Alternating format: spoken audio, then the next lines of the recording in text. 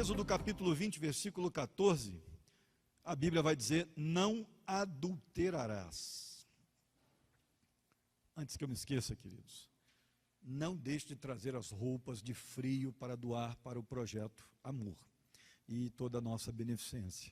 O frio está chegando e nós temos situações aí, pessoas morando na rua, precisando, e já podem começar a doar também, né, calçados, cobertores. A gente está aí recebendo para distribuir e abençoar a cidade, tá bom?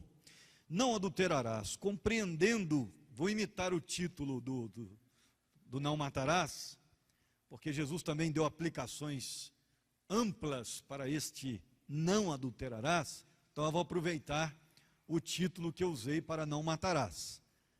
Compreendendo que adulterar é muito mais profundo que trair sexualmente. É muito mais do que uma traição sexual. Muito mais. Não adulterarás. Jesus nos ensinou muita coisa sobre isso. A família é o único fenômeno social, além do fenômeno religioso, que se encontra em todos os tempos da história e em todas as culturas. Família e religião sempre estiveram presentes em toda a história da humanidade. E no plano de Deus, a família é a ordem da criação. Ela foi instituída antes da queda e colocada debaixo de bênção divina. Família é tudo de bom. Família é bênção de Deus, é plano de Deus. Em termos positivos, o teor do 7º mandamento, não adulterarás, é uma proteção, ao mesmo tempo que é a santificação desse matrimônio instituído por Deus, o casamento. Ele condena qualquer imoralidade sexual, seja a fornicação, prostituição, adultério, incesto, homossexualismo, seja independente de gênero ou sodomia. E para provar isso, queria que você abrisse a sua Bíblia em Levítico, capítulo 20, porque lá nós temos outras leis atreladas a essa questão do adultério. Êxodo 20 vai falar basicamente, mas o Levítico, capítulo 20, vai traçar algumas especificações dessa questão dos pecados sexuais. Levítico capítulo 20, versículos 10 a 21, nós temos leis bem práticas para que esse 7º mandamento da Bíblia, dos 10 mandamentos, ele seja aplicado adequadamente. Olha o que a Bíblia ensina a partir do versículo 10 do capítulo 20 de Levítico. O homem que adulterar com a mulher do outro, sim, aquele que adulterar com a mulher do seu próximo, certamente será morto, ou seja, ele deveria morrer, apedrejado no caso, tanto o adúltero como a adúltera. O homem que se deitar com a mulher do seu pai, terá descoberto a nudez do seu pai. Ambos os adúlteros certamente serão mortos, o seu sangue será sobre eles, ou seja, quem matar não tem culpa, ok? Porque está executando a ordem de Deus. Então, isso aqui é uma época de teocracia, tá, queridos? Isso não serve para hoje não, hein? Então, só para você ter ideia da seriedade da coisa. Se um homem se deitar com a sua nora, ambos certamente serão mortos. Cometeram uma confusão, o seu sangue será sobre eles. Se um homem se deitar com outro homem, como se fosse com mulher, ambos terão praticado abominação, certamente serão mortos. O seu sangue será sobre eles. Se o homem tomar uma mulher e a mãe dela, é maldade, serão queimados no fogo, tanto ele quanto elas, para que não haja maldade no meio de vós. Se um homem se ajuntar com um animal, certamente será morto, também matareis o animal. Se uma mulher se chegar a algum animal para juntar-se com ele, matarás a mulher e bem assim o animal. Certamente serão mortos, e o seu sangue será sobre eles. Se um homem tomar a sua irmã por parte de pai ou por parte de mãe, e vir a nudez dela, e ela a dele, é torpeza. Portanto, serão extirpados aos olhos dos filhos do seu povo. Terá descoberto a nudez da sua irmã, e levará sobre si a sua iniquidade. Se um homem se deitar com uma mulher no tempo da enfermidade dela, e lhe descobrir a nudez, descobrindo-lhe também a fonte, a ela descobrir a fonte do seu sangue, ambos serão extirpados do meio do seu povo. A questão da menstruação, tá? E nesse caso aqui era um pecado cerimonial, era uma questão cerimonial simbólica.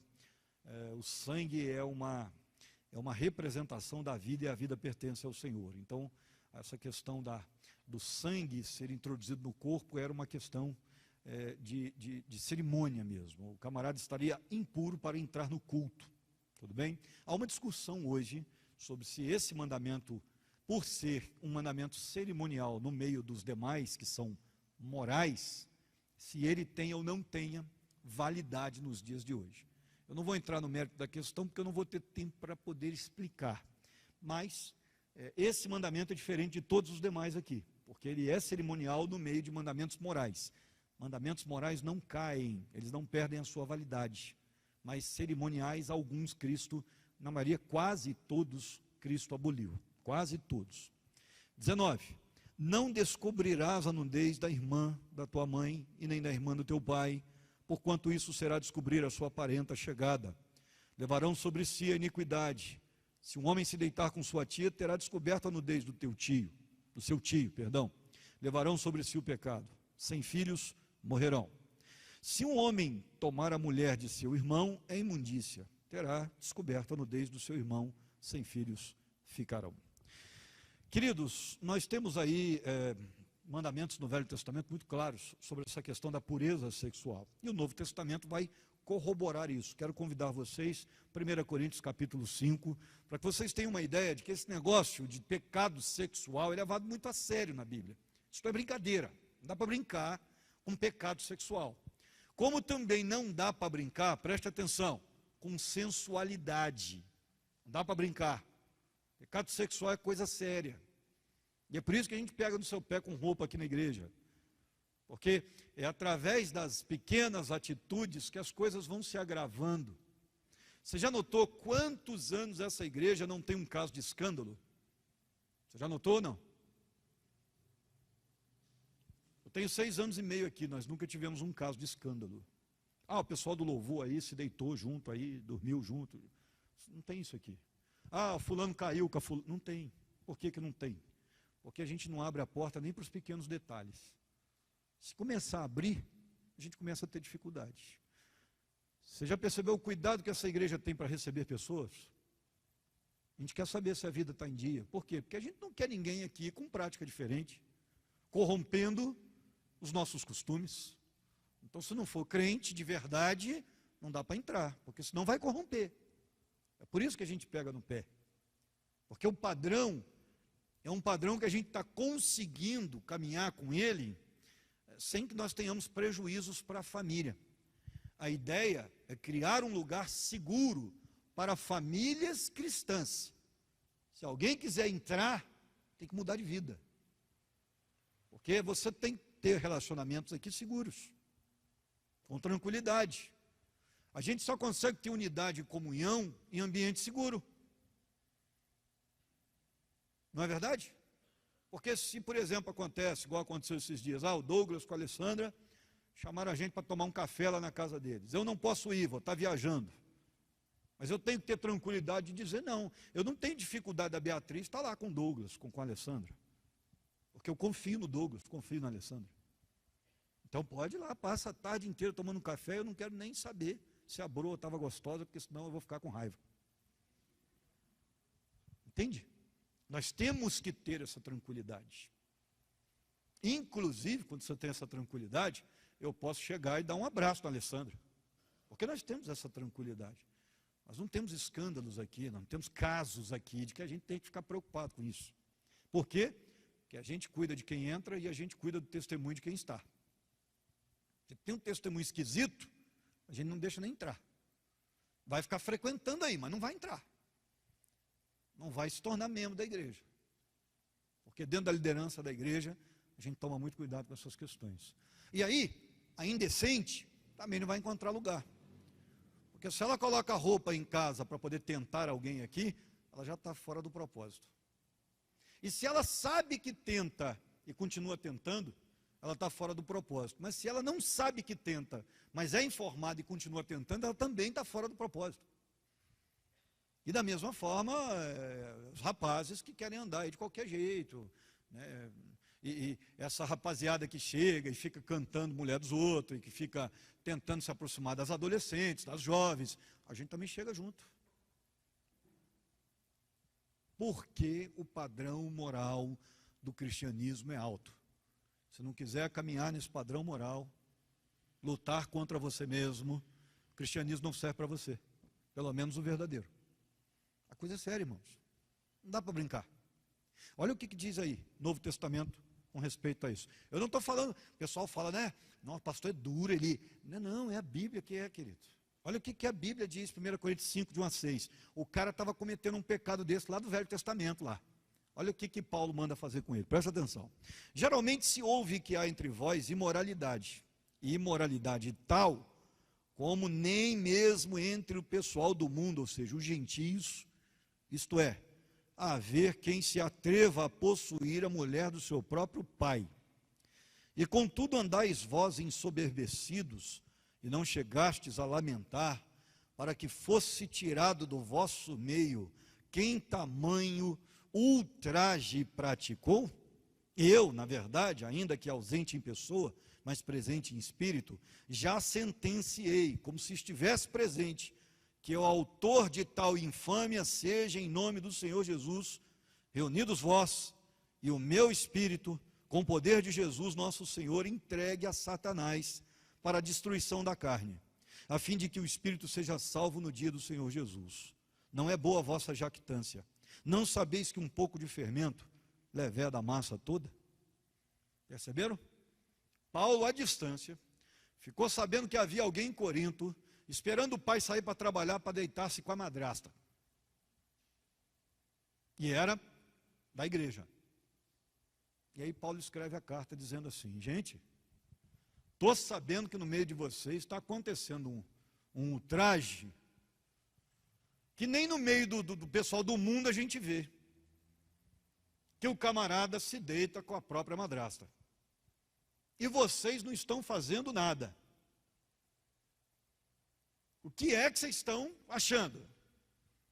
É isso que ele está falando aqui. Paulo está bravo, tá? E ele diz assim, reúnam vocês, porque por mim aqui já está decretado que esse camarada seja excluído da comunhão de vocês. Ele não pode andar com vocês. Que ele seja jogado lá fora no mundo, entregue a Satanás, para ver se um dia ele se arrependa e seja salvo. Porque aí no meio de vocês ele não pode ficar. Percebeu? Aí ele diz assim, vocês não entendem que se vocês permitirem isso aí, um pouquinho desse fermento vai azedar a massa inteira? Se esse pecado entra sorrateiramente, daqui a pouco isso começa a ser praticado. É por isso que o pastor Luciano é chato. Está aí, ó, pecado sexual. Pecado sexual é coisa séria, irmãos. Não dá para brincar com pecado sexual. Nós temos que levar isso muito em conta, muito a sério. Textos com o fim, como por exemplo o fim de Romanos 1, que vai falar dos pecados sexuais, Atos 15 e 20, que vai deixar claramente, ali tem regra cerimonial que ficou para a igreja. Lembra que eu falei? Quase todos os mandamentos cerimoniais caíram em Cristo. Mas Atos 15 e 20 mantém, por exemplo, que não pode comer o sangue nem animal sufocado, por conta do sangue. Então esse negócio de chouriço, esquece. O mandamento foi mantido. Eu não como. Pastor, mas você come carne sangrando. Aquilo não é carne com sangue, isso é um pigmento sanguíneo, aquilo é água. Porque o sangue é duro. O sangue, se você fizer na panela, ele solidifica, ele vira um pedaço. É esse sangue que não podia comer. Os judeus também comiam carne em panela com um resquício de sangue, um pigmento de sangue. E o próprio cordeiro da Páscoa era comido assim, sem problema, assado, não tem problema nenhum.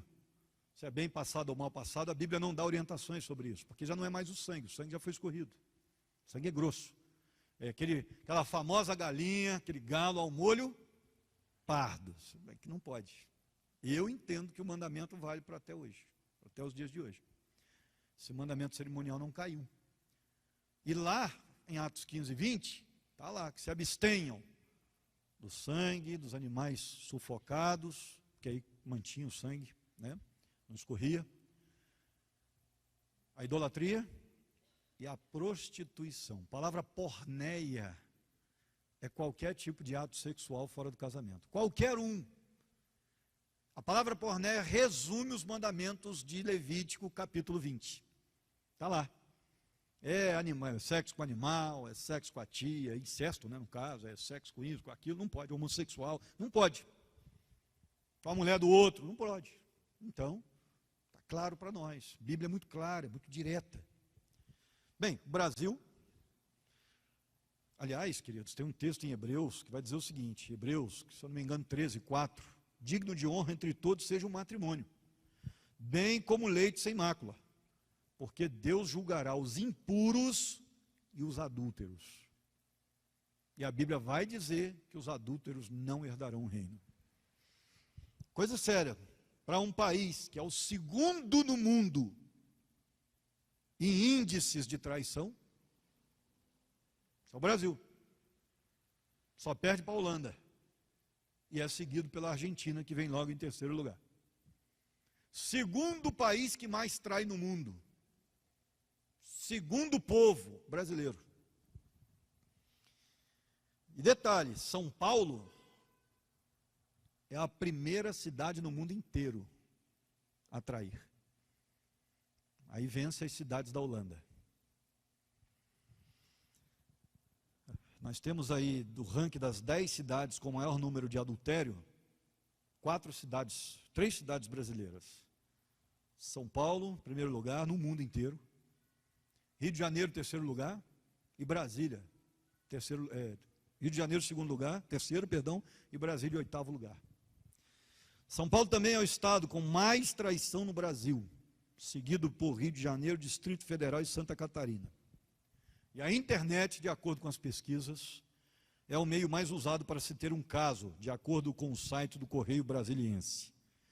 Quase 50% das pessoas iniciam um caso através da internet e praticam o adultério a começar da internet, conhecendo pessoas. Os que mais traem são homens de 30 a 49 anos, casados há pelo menos 7 anos, com filhos e ensino superior. Este é o grupo maior, mas não quer dizer que os homens traiam mais. No Brasil, as evidências indicam um pé de igualdade. As mulheres traem tanto quanto os homens. Os motivos alistados para a traição com pessoas que traíram, pesquisas indicam, 62% falam de sexo fora do casamento por conta da ausência de sexo em casa. 40% falaram também da paixão, falta paixão no relacionamento. 27% também falaram que falta comunicação. 20%, e aí são perguntas diversas e por isso, né, também disseram que são incompreendidos em casa e por isso buscaram fora. Mais da metade, quando trai, espera manter uma continuidade de traições. É mole? Mais da metade diz, não, eu não quero parar não, vou continuar com meu amante. Esse é o Brasil que nós vivemos. 80% dos infiéis, de acordo com a pesquisa, nunca flagraram o companheiro sendo infiel. Mas, dar o troco ainda é o motivo mais usado para a traição pelas mulheres. 60% nunca foram descobertos. Ou seja, nunca foram descobertos pelo parceiro nas traições. E 67% traíram mais de uma vez. As mulheres traem mais por conta de interessarem-se por outra pessoa, enquanto os homens traem mais apenas por desejo sexual. A insatisfação sexual leva 34,6% das mulheres à traição. E os homens resistem mais em relação à insatisfação. Apenas 30,5% disseram que estavam insatisfeitos no relacionamento. Quase 70% jamais confessariam que traíram, se fossem indagados, perguntados. E o autor do mito da grama mais verde, Alan Petersen, lista as principais causas de adultério entre famílias cristãs. Ele fez um estudo só com gente que adulterou dentro de igrejas. E ele descobriu o seguinte: Conflitos não resolvidos, porque o casamento ele precisa de negociação, né? Você precisa negociar as questões, às vezes, e algumas pessoas são intragáveis. Questão de aceitação do outro, só apareceu. Conflitos não resolvidos geraram traições. Imaturidade emocional, muita gente imatura, que na hora do desespero sai procurando ajuda com quem não deve, e acaba se aconselhando com um amigo do sexo oposto, no trabalho, e acaba gerando um caso, e muitas vezes por egoísmo. Imaturidade emocional é outra questão. Necessidades insatisfeitas também foram citadas, falta de companheirismo, falta de sinceridade, falta de sexo, de segurança, falta de atenção do parceiro. Foi a maior reclamação das mulheres que traíram, né? Não tive atenção. Falta de admiração, falta da prática de Cantares de Salomão, né? Se lesse Cantares de Salomão e colocasse em dia, nós nunca deixaríamos de admirar, né? De dar atenção a essa questão de admirar a aparência, a forma de vestir, as capacidades mentais, de admirar vida profissional do outro, elogiá-lo, que bom que você conseguiu, você é capaz. A força do gênero, né, isso também é importante, né? Olha, você é um homem de valor. Dizer essas coisas é muito importante, você é uma mulher de valor. O amor ao Senhor, né, muitas vezes o cônjuge só cobra, mas não reconhece. Olha, você é um homem de Deus, eu admiro isso, é uma mulher de Deus. Então tudo isso está na questão da admiração. Nós precisamos aprender a admirar no casamento e a dizer isso, o quanto admiramos.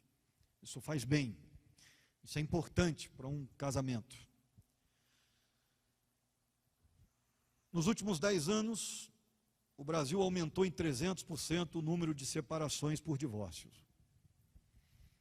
Separações e divórcios. E 60% dessas emancipações tiveram origem no adultério. Ou seja, o adultério ainda é o motivo que mais separa casais no Brasil.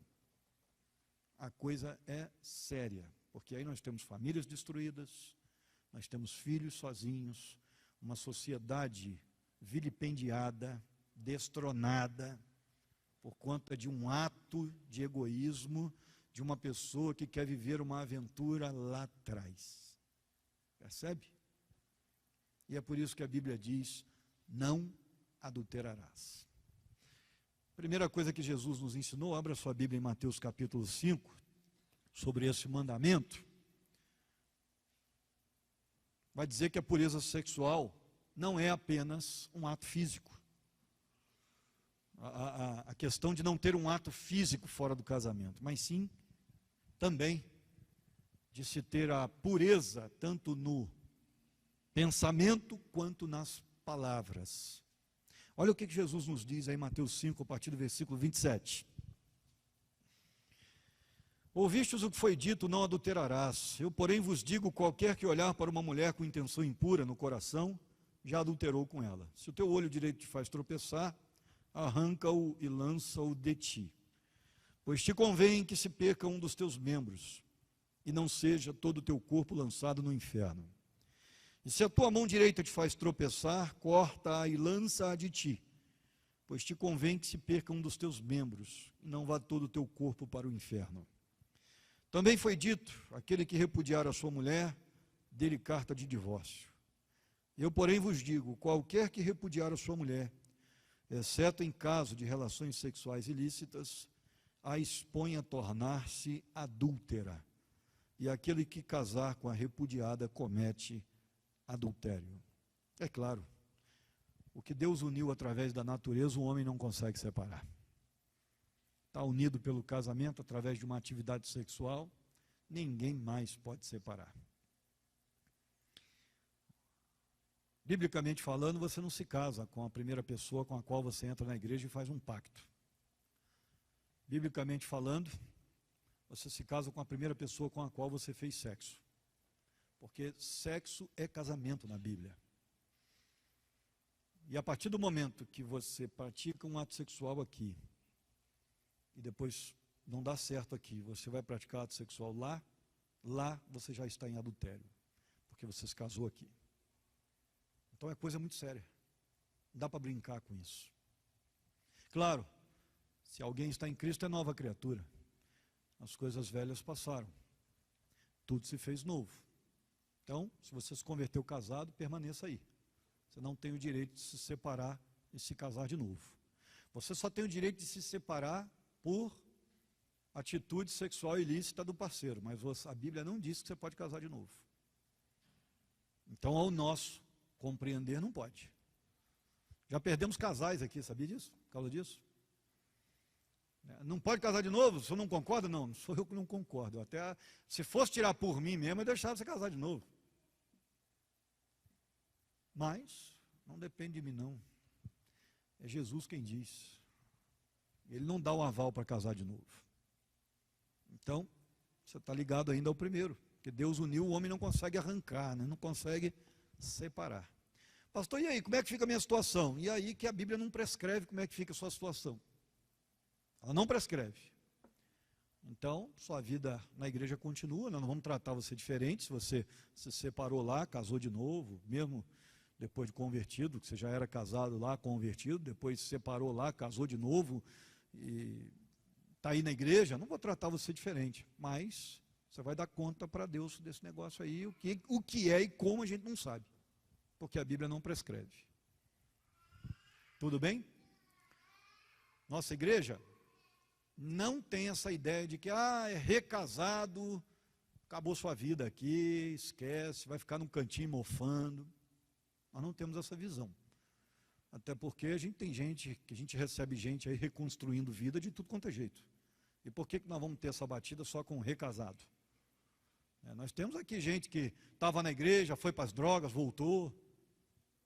Nós temos gente que cometeu adultério, voltou para a mulher. E se for tratar todo mundo que erra com vigor, tem que tratar todo mundo mesmo. Agora, está reconstruindo a vida? Casou de novo, a Bíblia não prescreve o que tem que acontecer, então você acerta com Deus, a sua vida aqui continua a mesma. Você vai resolver. Eu não faço casamento. Se foi convertido, casou, separou, quer casar de novo, eu não faço. E também não faço casamento de julgo desigual. A não ser que Deus me mande fazer. Que eu realmente, Deus me ordene a fazer. Isso já aconteceu. Me deu paz para fazer, e hoje o casal está casado e são bênçãos na igreja, é um pastor e uma diaconisa. Então, recebi orientação para fazer, porque Deus sabia do futuro e me deu paz para fazer. Agora, geralmente não faço. Então, são situações, por que não faço? Não é porque eu seja radical, nem nada, porque eu tenho medo de estar pecando, abençoando uma coisa que Deus não aprova. É só isso. Julgo desigual, Deus não aprova. E recasamento também não. Então, como é que eu faço o casamento? Eu não tenho autorização para fazer. Porque se Deus não aprova, eu não posso fazer. É fácil para quem olha de fora. Difícil é ter que dormir com a consciência tranquila. Então, eu tenho medo de pecar contra o Senhor fazendo aquilo que Ele proibiu. Negócio meio complicado. Agora, pureza sexual, gente, é muito mais do que um ato. Isso envolve, inclusive, pensamentos. É muito mais do que ação. Envolve o que você deseja, inclusive. E Jesus vai deixar isso claro. Nós precisamos manter viva a ética dos primeiros cristãos. Quando eu começo a ler os documentos antigos sobre como a igreja primitiva tratava o adultério, a gente começa a perceber que era muito bonito o testemunho da igreja primitiva. O mundo antigo era um antro de perversão. Não sei se você sabe disso, mas os gregos não viam o bissexualismo, o homossexualismo como problema. E nem o incesto. Os romanos também não. Então, naquela cultura em que Jesus estava inserido, quase tudo era permitido. Troca de casais, bissexualismo, orgias, quase tudo era permitido ali naquele mundo antigo. Havia, inclusive, religiões ligadas à sexualidade. As religiões que trabalhavam em cima das estéreis, daquelas que não conseguiam ter filhos. Então havia verdadeiras buscas pela fertilidade. E existiam as deusas da fertilidade. E os seus cultos eram banhados por orgias. Os gregos achavam super normal ter um garoto para práticas homossexuais. Garotos eram iniciados por homens mais velhos. Os gregos achavam isso normal. Então, era muito comum um homem mais velho ter um garoto. E isso era comum.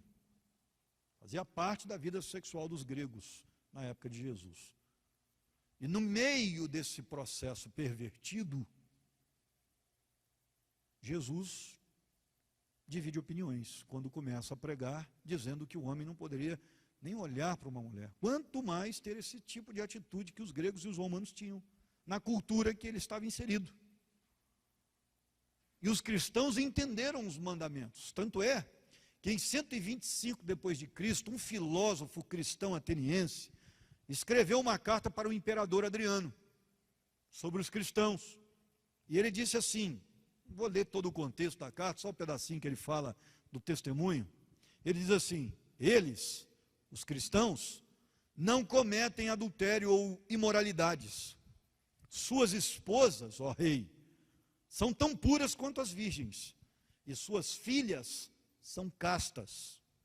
Seus homens se abstêm de contatos sexuais ilícitos e da imundícia, na esperança de uma recompensa que deverá vir no outro mundo. Percebe o testemunho da igreja? Naquele mundo onde tudo podia, no meio da Babilônia, espiritual Babilônia. A obra anônima chamada Carta a Diógenes, do segundo século, uma carta que também serve de testemunho, diz o seguinte: eles se oferecem para partilhar a mesa, eles, os cristãos, mas não a cama. Eles estão agora na carne, mas não vivem de acordo com a carne. Estão passando seus dias na terra, mas são cidadãos do céu. Obedecem às leis estabelecidas, mas vão além da lei em suas próprias vidas. Que testemunho bonito. O Will Durant, historiador do mundo antigo, ele fala sobre as práticas cristãs também. É o último texto que eu quero ler para vocês. Ele diz assim, ó, no geral, o cristianismo manteve e exagerou o rigor moral dos valentes judeus. O celibato e a virgindade eram considerados ideais. O casamento era tolerado somente com um controle contra a promiscuidade e as práticas homossexuais eram condenadas com uma severidade rara na antiguidade. Percebe? Esse é o teor do cristianismo primitivo. E aí eu quero perguntar para você, onde é que a igreja vai parar? Se ela continuar bagunçando tudo aquilo que Cristo nos ensinou. Se ela não levar isso a sério. Toda a tradição judaico-cristã condena o adultério, e como um pecado grave, gravíssimo. Um casamento já existente, ou até dois, está sendo seriamente prejudicado pelo adultério, e a verdade é que, às vezes, a pessoa vai para um casamento, é isso que eu estou querendo dizer, pratica o adultério, separa, vai para o outro, pratica o adultério, ela não consegue frear a prática, e vai praticando um casamento, vai prejudicando um casamento atrás do outro, ela vai pisando e amaldiçoando aquilo que é sagrado, aquilo que Deus instituiu para ser puro, porque pelo adultério a verdade do ato sexual é profundamente traída. Eu sei que não é fácil falar desse assunto para alguns de vocês, porque já foi, de repente alguém aqui já tenha sido traído, traída, e se isso aconteceu lá atrás, deixe isso lá atrás mesmo, porque a ideia não é que você venha para a igreja e saia pior do que você entrou. Ah, já fui traído, já fui traída, o pastor falou disso hoje, às vezes ainda está com a pessoa que traiu, eu estou querendo te matar, porque escutei isso a noite inteira. Não, sepulta esse negócio. Deixa isso lá atrás. Já venceu? Estão bem? A ideia não é essa, não. Estou pregando aqui para evitar que isso aconteça com mais gente. Porque você sofreu, não sofreu? Você foi traído, sofreu. E amanhã, Eu não quero que mais ninguém sofra por conta disso. Mas sepulta. Já passou, já superou. Não é para sair daqui triste. Está certo que perdoar não é esquecer. A gente lembra. Né? Se a gente passa por um negócio desse, traumatizante, a gente lembra. Né? Então, é bem complexo. É bem difícil. Nunca traí, nunca fui traído. Beatriz e eu temos uma relação maravilhosa, mas eu imagino a dor. Só de pensar, né, já é complicado. Um negócio muito difícil de conseguir alinhavar. Mas se está no passado, deixe no passado. Não permita que a palavra de Deus faça você pecar. Ok? Que a pregação, a palavra de Deus faça você pecar. Não. Ele está aqui para lhe ajudar. Olhe para frente.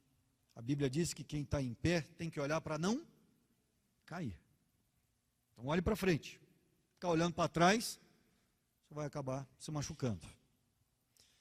A Bíblia diferencia as duas formas de adultério, porque existe o adultério corporal e existe o adultério mental.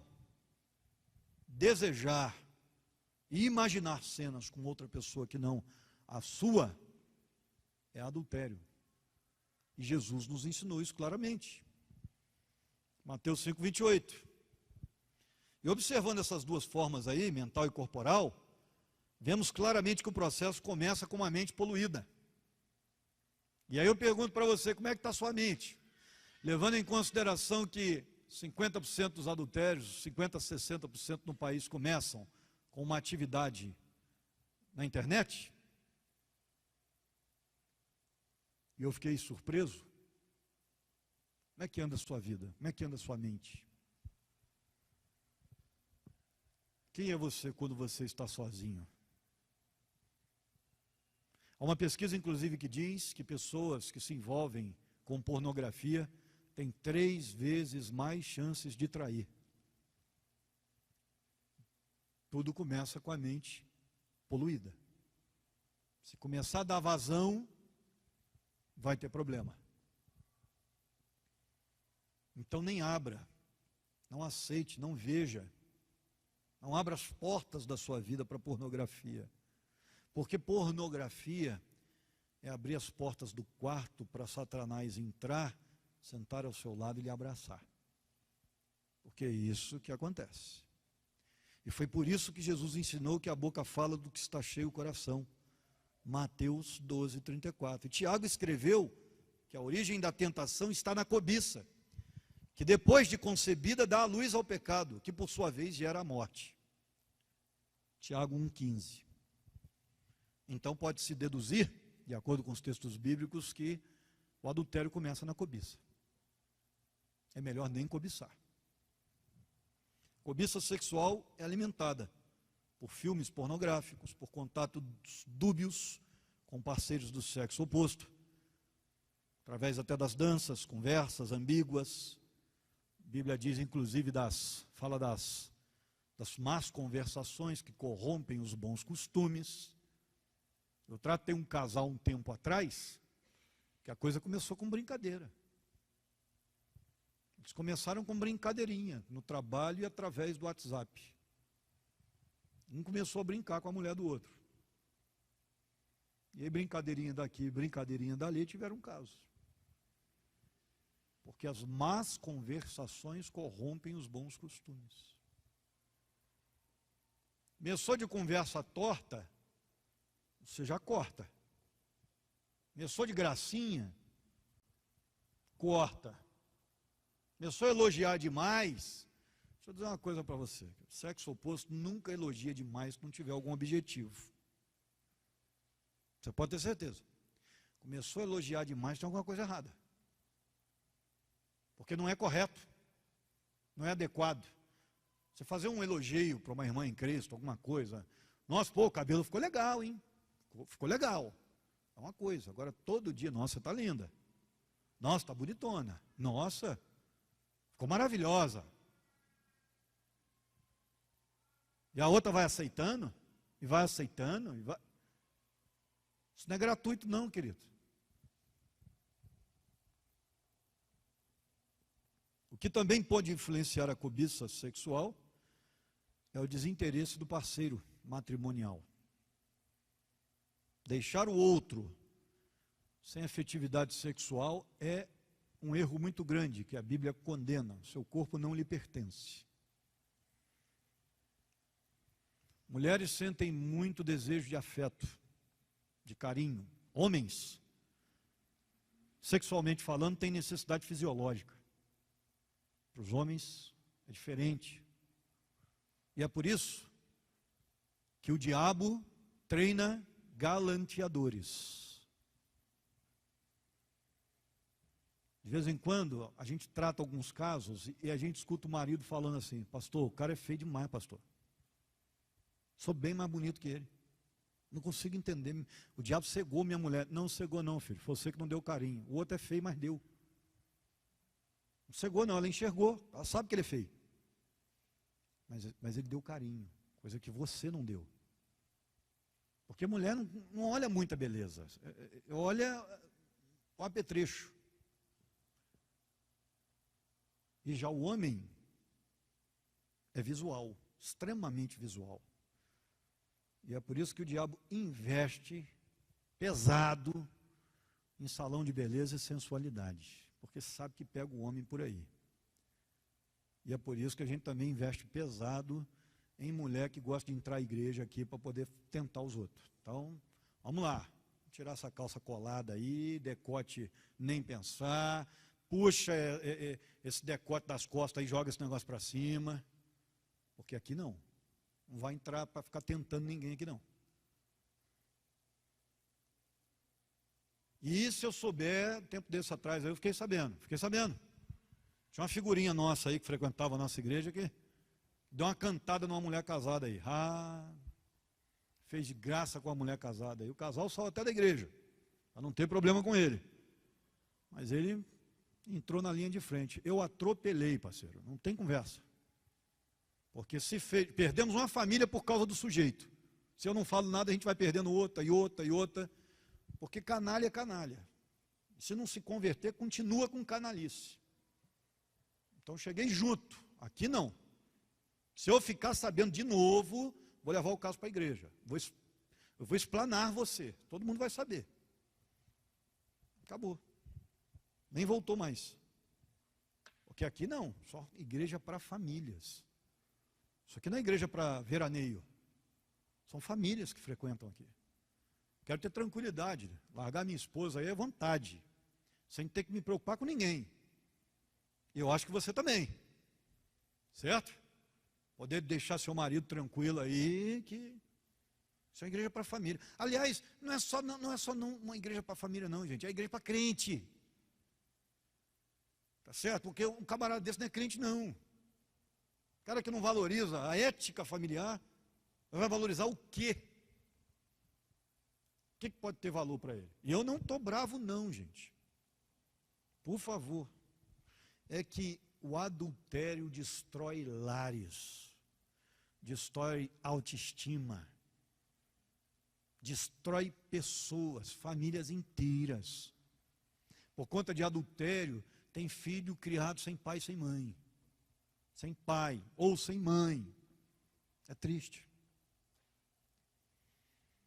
Pastores, psicólogos e psiquiatras comprovam que o adultério desfaz os valores emocionais e pessoais que sustentam uma sociedade. As lágrimas, dúvidas e noites mal dormidas de pessoas que passaram pela trágica experiência de traição conjugal e os filhos de pais separados devem nos gerar sensibilidade. O adultério aniquila ainda a boa reputação de uma pessoa e de uma igreja. No Antigo Testamento o castigo era a morte por apedrejamento. Por isso que em alguns casos o Novo Testamento fala de pecado e pecado para a morte. Por quê? Porque o Velho Testamento o negócio acontecia na pedrada. E o adultério clama por vingança divina. A Bíblia vai dizer que Jeremias 5, versículos 8 e 9, o adultério dele clama por justiça. E Deus irá puni-lo. Agora, a presença transformadora de Jesus na vida da mulher adúltera deu-lhe a possibilidade de não pecar mais. Vai, não peques mais. Essa é a orientação. A gente recebe gente aqui de tudo quanto é jeito.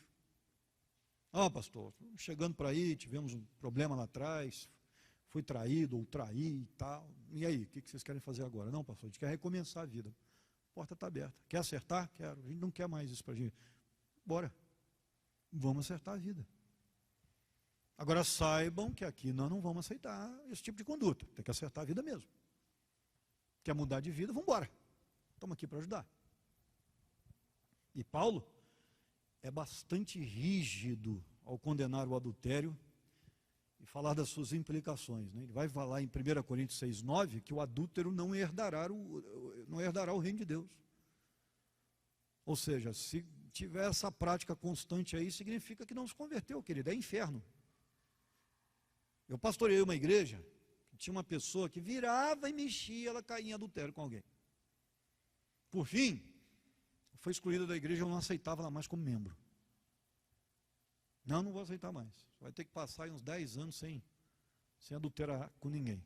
Porque ele dizia, pastor, essa é minha fraqueza. Não, adultério não pode ser fraqueza. Você cai uma vez, outra, está lá fora, está afastado de Deus.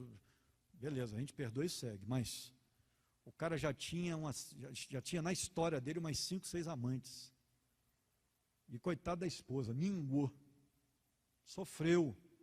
Quantas vezes eu vi as lágrimas daquela irmã.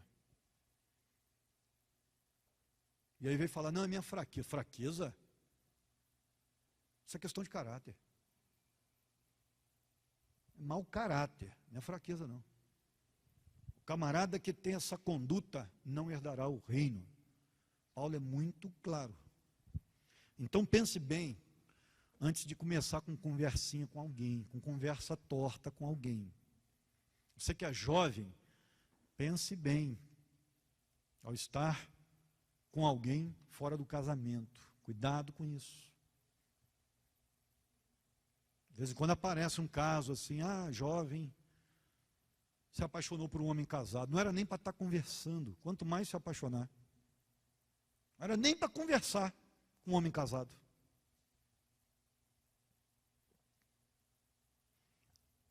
De que maneira o jovem poderá guardar puro o seu caminho, diz o Salmo 119, 9.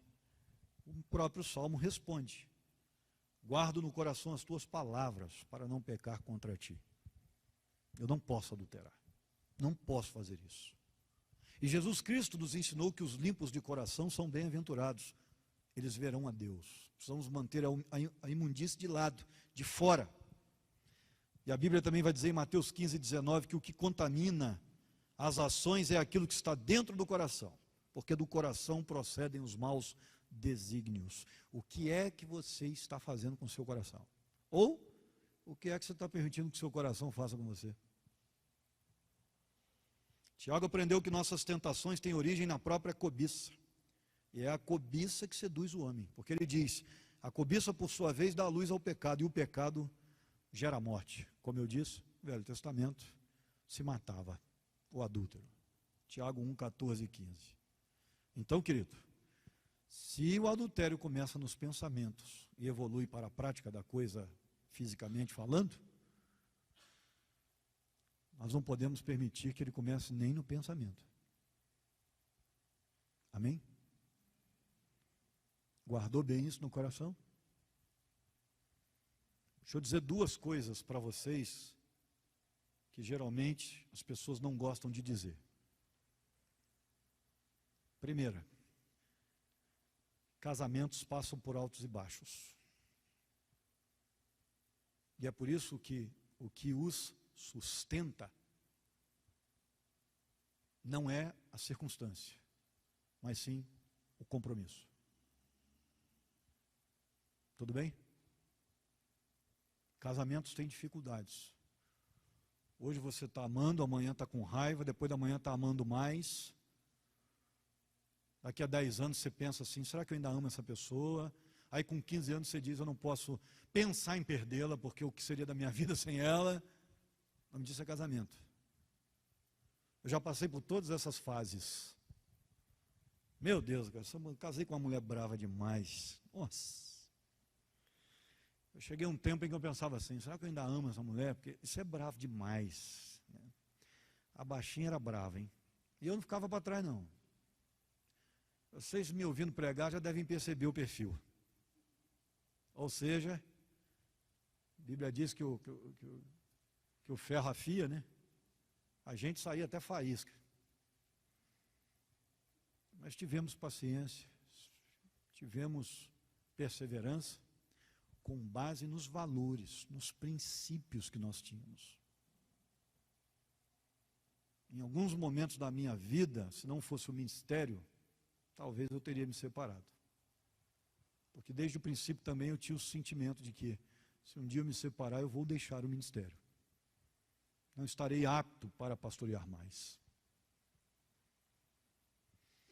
Isso é muito pessoal, tá, gente? Estou dizendo que todo pastor que se separa tem que largar o ministério.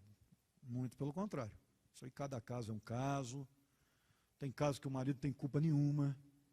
Estou falando para você porque eu já peguei situações assim, tratei. E realmente o marido tinha culpa nenhuma, era um excelente marido. E a mulher que não era convertida e que traiu e tudo mais. O cara era pastor, o homem de Deus. Então, mas eu não me sentiria mais à vontade para aconselhar. Então eu não continuaria. E por isso, em alguns momentos, eu falei, não posso largar. Porque eu vou perder as duas grandes coisas da minha vida, meu casamento e meu ministério. Então, como é que eu vou fazer? Eu vou ser o quê? Eu vou fazer o quê na vida? Não me realizo fazendo mais nada. E eu perseverei no casamento. Quando eu achei que não tinha mais jeito, a gente perseverou mais um pouquinho. A gente brigava demais no começo. A gente era muito jovem. Valeu a pena. Foram 3 anos de briga, 4 de adaptação, e agora são 14 de alegria. Graças a Deus. Valeu a pena perseverar. Então, primeira coisa, casamentos têm altos e baixos. Segunda coisa, às vezes você olha para a grama do vizinho e realmente acha que ela está mais verde que a sua. Rapaz, o fulano casou bem, hein? Eu que me arrasei, queria ter um marido assim. Queria ter uma esposa assim. Ei, querido, você sabe quando eu parei de achar isso? Quando eu me tornei pastor. Que aí você começa a ter informação. Você começa a tratar. Sabe aquele casal que você acha perfeito? Tem problema também. Ou pelo menos já teve. Não existe, gente. Esquece esse negócio de que, olha, vou trocar de pessoa e vai dar tudo certo. Não vai não, querido. Se você não mudar, vai continuar o mesmo problema. Só troca o endereço. E a mudança tem que começar na gente, para o negócio começar a dar certo. E aí você começa a amadurecer, a coisa vai dando certo. Mas todo mundo tem seus problemas. Ninguém se casa sem levar a bagagem emocional. Ninguém. E a gente tem que aprender a lidar com a sua bagagem. Então, faz parte. É evidente que na medida em que nos inclinarmos para a carne, nós vamos cogitar sobre as coisas da carne. E na medida em que nos inclinarmos para o Espírito, nós vamos cogitar sobre as coisas espirituais. Romanos 8:5. Então, vamos pensar nas coisas espirituais. Quais são as coisas espirituais? Fidelidade, amar a própria esposa, aproveitar a vida com ela, se alegrar bastante, continuar fiel no olhar, manter um companheirismo, um cuidado, estar junto até o final. São coisas cristãs que a gente jamais pode deixar pelo caminho. Amém, meu irmão? Acordou aí, minha irmã? Você está do lado do maridão aí? Está do lado da esposa? Dá uma olhadinha apaixonada aí. Fala assim, ó, vai ter que me aturar até o final. Vamos, Bela. Vai ter que me aturar até o final. Você arrasou. Vamos orar? Senhor, obrigado pela tua palavra, tudo aquilo que aprendemos hoje. E que em nome de Jesus continuemos firmes nos propósitos cristãos, nos valores, princípios da família. E que em nome de Jesus não tenhamos que nos envergonhar. E que naquele dia, naquele grande dia, possamos ser tidos como fiéis. Te agradecemos. Mantenhas, ó Deus, a família, nossa família unificada, fortalecida. Protejas a tua igreja daqueles que minam e roubam a pureza do povo. E que em nome de Jesus possamos caminhar firmes, cumprindo com os votos que fizemos diante do Senhor. Oramos assim, que as nossas jovens e os nossos jovens sejam santos e castos, que os nossos casais sejam compromissados, cuidadores e extremamente fiéis, e que os nossos idosos sejam um exemplo a ser seguido. Nós te pedimos isso, em nome de Jesus. Amém.